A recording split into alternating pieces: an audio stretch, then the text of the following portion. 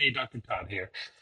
So one of the videos that I put out a while ago was called Parenting Advice Dealing with Strong-Willed Kids. And I had a parent just recently make a comment. What was her name? Her name was Hope Parker, I think. That's at least that's in her name. And she actually made an interesting comment about just how hard it's been with her 13-year-old. And so I guess the first thing I just wanted to make a video for all of you, but especially for Hope.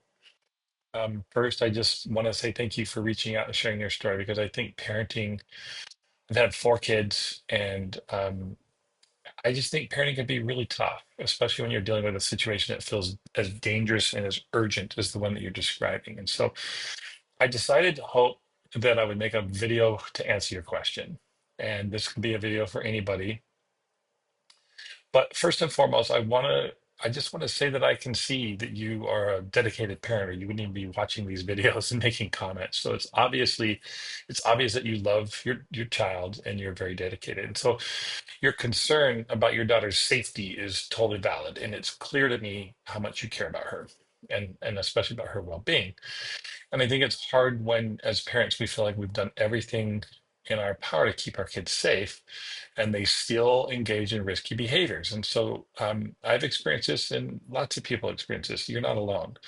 So, just a few comments that I want to make. Number one, just in terms of understanding your daughter's behaviors, it sounds like her actions, you talk about her walking backwards, being inattentive to traffic, are probably tied to a pattern that goes simply beyond just ignoring your warnings. Sometimes repeated risky behaviors can stem from other things. One thing it could stem from, some kids have sensory difficulties or cognitive difficulties, so they have a hard time processing the dangers that are around them. And you can discover more about that through different kinds of assessments that you can get.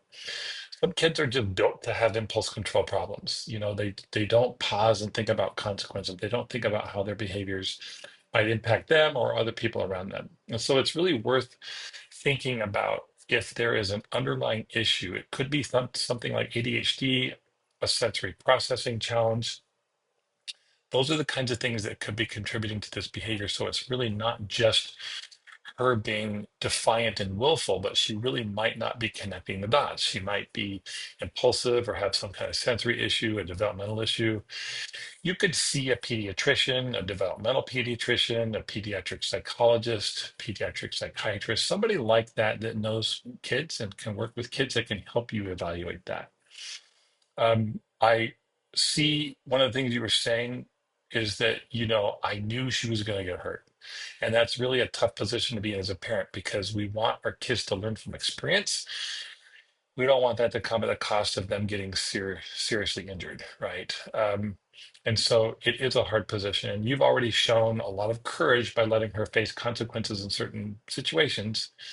And it's good to hear that you've really tried this. Although I will say that traffic safety is different because the stakes are so much higher, right? We don't want our kids getting hit by cars, hurt by cars, or anything like that. We don't want her to face some kind of, irreversible consequence so that she can learn a lesson, right? So I think sometimes we have to be adaptable, we have to be flexible in our parenting, we might have to take different approaches. And the approach that I'll suggest here right now for you to think about, Hope, is kind of a combination of being emotionally connected, having firm boundaries, and then really teaching strategies. So, number one, here's some immediate steps that you can take. Number one, you can model and practice safety. So she's 13, she's old enough to understand dangers logically, but sometimes we need to help our kids create automatic habits, right? So this means practicing street safety consistently and repetitively, almost like you were teaching a little kid, a younger child. So you can use role playing, you can play games to rehearse crossing street tactics, right? Sounds kind of silly and not something you might normally think of doing with a 13-year-old, but you would maybe do that with a younger child. So think of her as a younger child in some ways. Another thing is you can narrate your actions when you come near traffic. You can say, you can have kids say out loud, I'm staying on this side of the road because it's safe, or just things like that. Just try to create rules of the road together, like a traffic safety checklist. Another thing to think about is that you can create natural consequences. It's good that she faced consequences, like Hope, you told me your daughter was missing the Christmas program. And we want to try to frame these situations in positive terms. We want to emphasize safety instead of punishment. So you could say things like, I love you so much and I love you too much to let you ignore rules about cars. This is about keeping you safe. And I want you to enjoy all the other things that you do, but I really want you to be safe. And you can also at times celebrate, when she does follow safety rules, even if it's kind of small, just anything you can do to reinforce positive behavior. Now, another thing, Hope, to consider is you might need to seek professional support. You've been managing this for a decade now, 13 years, and it's okay to ask for outside help. A specialist, like I mentioned before, a child psychologist or psychiatrist, even like an occupational therapist, they really specialize in sensory issues, and that could be the issue, or a behavior therapist, just anybody that really knows and works well with kids with these kind of impulse control problems could really help you. And then lastly, this kind of goes ignored a lot. People don't think about focusing on this, but really would encourage you to focus on emotional connection with your daughter, because sometimes risky behaviors persist because kids don't feel emotionally connected to the rule or to the person that's enforcing the rule. And sometimes as parents, we get so busy in our daily lives, it kind of comes down to, we're hammering out rules and we're trying to keep them safe. And we miss times when we can stay emotionally connected with them.